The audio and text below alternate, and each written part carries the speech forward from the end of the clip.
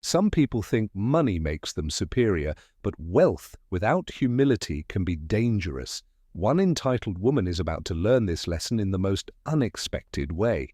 When she mocks a homeless man, she believes she's putting him in his place. But soon she'll realize that fate has a far bigger plan for both of them. Before we dive in, let us know, where are you watching from and which city are you in? We love hearing from you. Don't forget to subscribe for more exciting stories. The golden glow of the afternoon sun bathed the luxury shopping district, where high-end boutiques lined the streets, displaying elegant window displays meant for the wealthy elite. The roads shimmered with polished sports cars, and passers-by strutted in designer clothing, their arms filled with expensive shopping bags. Among them was Karen Montgomery, a well-known socialite and heiress to a real estate empire. She prided herself on her exquisite taste, flawless appearance, and high status. With her platinum blonde hair styled to perfection, diamond earrings that sparkled under the sun, and a Gucci purse clutched in her manicured hands, Karen exuded entitlement with every step. She exited a luxury boutique, arms full of high-end purchases, and adjusted her oversized sunglasses as she scanned the street. That's when she noticed something that soured her mood instantly. A homeless man sat quietly on the sidewalk, his back against a building. His clothes were old but clean, his posture relaxed yet dignified. He wasn't begging, just observing the bustling world around him. Karen wrinkled her nose in disgust. "Ugh! Why do they let people like him sit around here?" she muttered to her friend Tracy, another wealthy socialite at her side. Tracy glanced over and smirked. Probably just another lazy bum who made bad choices. Karen shook her head dramatically, loud enough for others to hear. "Honestly, I don't understand why people don't try harder. If I can afford this lifestyle, why can't they?" The homeless man turned his gaze toward her, but his expression remained calm, unreadable. Karen stepped closer, towering over him. "Excuse me, sir." The man raised an eyebrow, waiting. Karen sighed. "Look, I know life hasn't been kind to you, but could you at least not sit around in places where people like me shop? You're bringing down the value of the area." For a long moment the man said nothing. Then, in a calm, even tone, he replied, "Funny thing about value. It's not always about money." Karen let out an exaggerated laugh, nudging Tracy. "Did you hear that? Oh, honey, money is what makes the world go round." She pulled out her Chanel wallet, grabbed a few crumpled bills, and with an exaggerated flick of her wrist, tossed the money at his feet.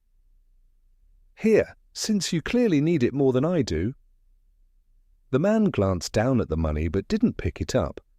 Instead, he simply took a sip of his coffee, his expression unreadable. Karen's smile faltered. Why wasn't he groveling? Why wasn't he thanking her? Her frustration flared. "You should be grateful," she snapped. The man finally met her eyes. "You assume I need what you're offering."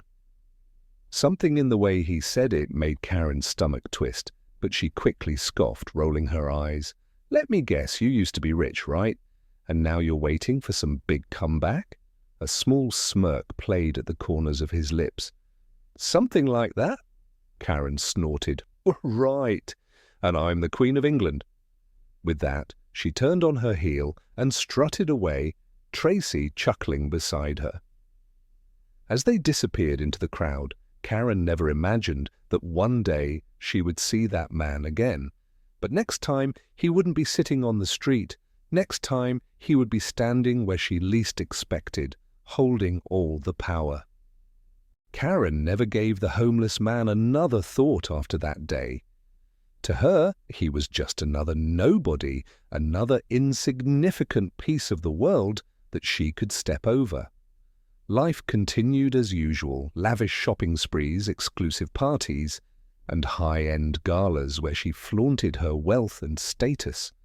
But what Karen didn't know was that fate had something planned for her, something that money, influence, or arrogance couldn't protect her from. It was months later when Karen found herself at one of the most exclusive business galas of the year. Hosted in a grand glass-walled ballroom, the event was filled with the city's most powerful business tycoons, investors, and CEOs. This wasn't just a party, it was a place where deals were made, where careers could skyrocket with the right connections. Karen, draped in an elegant designer gown, sipped her champagne with confidence. She was there for one reason: to impress a mysterious billionaire investor who had taken the business world by storm. The whispers about him had been circulating for weeks. A self-made mogul, a man who had gone from nothing to building an empire worth billions. No one knew much about his past, only that he had recently acquired one of the biggest luxury real estate companies in the country. And now he was here, at this very gala, looking for new business partners. Karen's eyes sparkled with opportunity. This was her chance. She scanned the room, catching glimpses of the high-profile guests. And then a hush fell over the crowd. The guest of honor had arrived. Karen turned, expecting to see a man in a perfectly tailored suit, an aura of dominance radiating from him. And she did. But the moment her eyes landed on him, her stomach dropped. Standing at the entrance, dressed in a sharp, custom black suit, was the same homeless man she had mocked months ago. The air sucked out of Karen's lungs. Her grip on her champagne glass tightened, her palms growing clammy. Number it couldn't be. Her mind raced through every cruel word she had thrown at him, every insult, every condescending look. She had mocked him, dismissed him, treated him like he was beneath her. And now he was the most powerful man in the room. The billionaire, Ethan Cole, walked in with effortless confidence, his presence commanding attention. He wasn't just wealthy, he was respected, admired, a symbol of true success. The crowd swarmed toward him, eager to shake his hand, to introduce themselves, to get in his good graces. But Karen stood frozen, her heart hammering in her chest. He glanced across the room, and for a split second his gaze met hers. Did he remember her? Karen felt her face flush with embarrassment, the weight of her past words crashing down on her. She had assumed she knew everything about him when she saw him on the street. She had assumed he was worthless. Now she realized how little she actually knew. Taking a deep breath, she forced herself to move, weaving through the crowd toward him. She needed to fix this. She needed to make him forget what happened. She plastered on her best smile as she reached him, extending her manicured hand. "Mr. Cole, what an honor to finally meet you." He paused, his expression unreadable as he looked at her hand. Then slowly, he shook it. Karen let out a breath of relief. Maybe, just maybe. He didn't remember. But then he leaned in slightly, his voice low enough for only her to hear. "Funny, I could have sworn we've met before." Karen's blood ran cold. He remembered. A knowing smile tugged at the corner of his lips, but before she could respond, he turned away, leaving her standing there, speechless. For the rest of the night, Karen couldn't focus. She watched as Ethan Cole spoke with the city's top executives, his words carrying weight, his presence impossible to ignore. And then came the speech. The host of the event took the stage, introducing Ethan as the keynote speaker. The applause was deafening as he stepped up to the microphone. Karen's stomach twisted. She couldn't shake the feeling that this speech was going to change everything.